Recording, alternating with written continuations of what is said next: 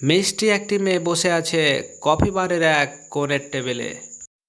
মেয়েটিকে যখন প্রথম দেখি তখনই তার প্রেমে পড়ে যায়, ঠিক যেন লাভ অ্যান্ড ফার্স্ট সাইট।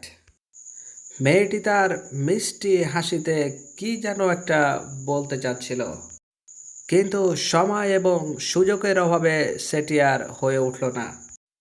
আমি দূর থেকে শুধু তাকে দেখে গেলাম আর তার বন্ধ মুখের মিষ্টি হাসি চেয়ে চেয়ে দেখলাম।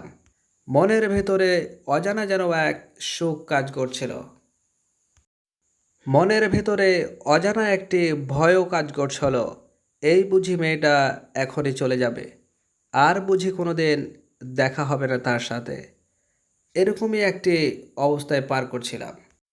মনের ইচ্ছাগুলো যেন বারবার বলতে থাকলো, মেয়েটি চোখ খুলবে কখন এবং আমার দিকে তাকাবে কখন।